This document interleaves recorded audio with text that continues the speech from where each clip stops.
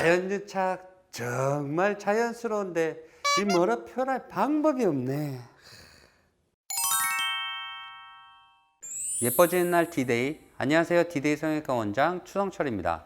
오늘은 눈 성형 중에서도 가장 인기가 많은 자연유착에 대한 설명을 준비해봤습니다. 쌍꺼풀 수술은 피부와 상안검 거근을 연결시켜주는 수술입니다. 매몰법으로 수술을 하게 되면 각자 상담에서 정한 라인을 따라 눈에 구멍을 내고 아주 얇은 실로 묶어주는 거예요. 눈을 떴을 때 눈꺼풀이 자연스럽게 접히면서 쌍꺼풀이 만들어지게 되는 거죠. 자, 그렇다면 자연유착이 무엇이냐?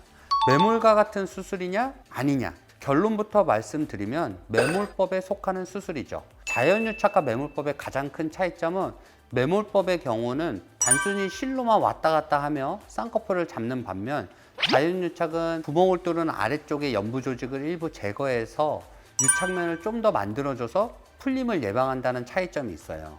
사전상으로 유착이란 섬유소나 섬유조직 따위와 연결되어 붙어버리는 일이라고 되어 있어요. 되게 염증 치료 과정에서 잘못되어 생긴다라고 말하는데 손상된 상처를 낫게 해주는 회복 반응의 일종이라고 할 수 있습니다. 여기서 상처에 대한 이해가 아주 약간은 필요해요.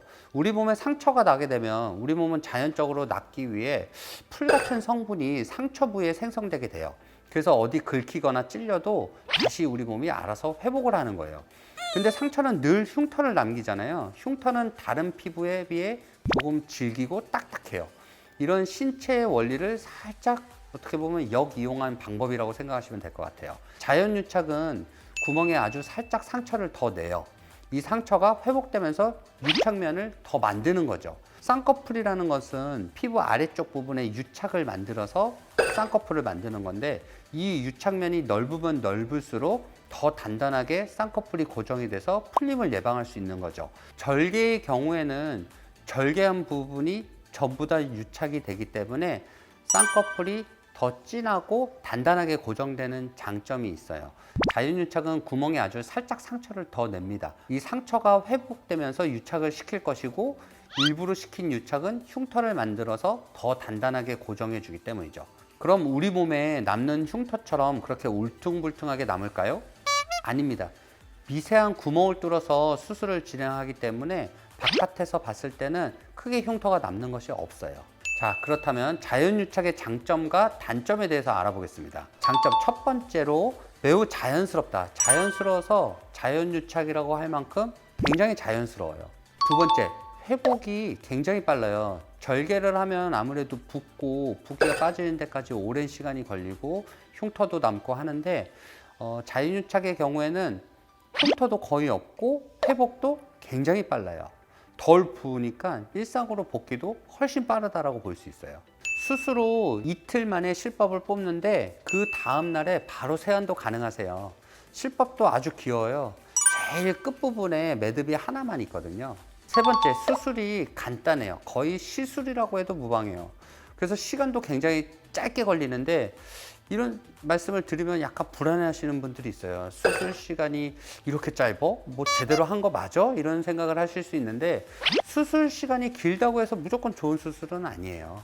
긴 시간 동안 조직을 계속 조작하고 계속 뭔가를 한다는 거는 조직에게 뭔가 데미지를 많이 주기 때문에 회복 시간도 그만큼 더 많이 걸릴 수 있다는 얘기예요. 그래서 수술 시간이 짧다는 거는 굉장히 간편하고 회복도 빠를 수 있다라고 이해하실 수 있습니다.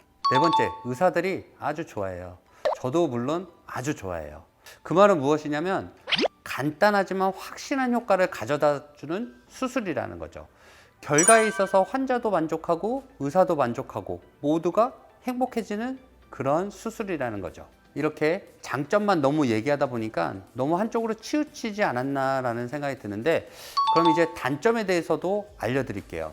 단점은 지방이 너무 많거나 아니면 안검하수가 너무 심하거나 아니면 눈꺼풀이 좀 처져 있다던가 이런 경우는 죄송하지만 자연유착으로는 한계가 있습니다. 또 풀릴 수 있는 여지가 굉장히 많다라고 생각하시면 돼요. 그래서 저 같은 경우에는 이런 경우에는 자연유착을 권해드리지는 않아요. 정확한 조작과 교정을 위해서는 절개가 필요한 경우도 있어요. 지방도 빼고 눈매 교정도 확실하게 하고 눈꺼풀 피부도 잘라내서 수술을 하시는 게 재수술을 줄일 수 있는 길이라고 할 수 있죠. 간혹 무조건 자연유착만 해달라는 분들이 계세요. 이런 분들은 재수술을 해야 할 수 있습니다 라고 말씀드리죠. 첫 수술은 무조건 자연유착이라고 인터넷에서 보셨다고 하는데 저도 그렇게 추천을 하지만 아닌 분들이 꼭 계세요. 그럴 때는 제발 제 말 좀 들어주세요. 자, 두 번째, 절개보다는 풀릴 확률이 아무래도 조금은 높습니다. 풀리기 쉬운 순서로 보자면은 매몰, 자연유착, 절개 이 순서인데요.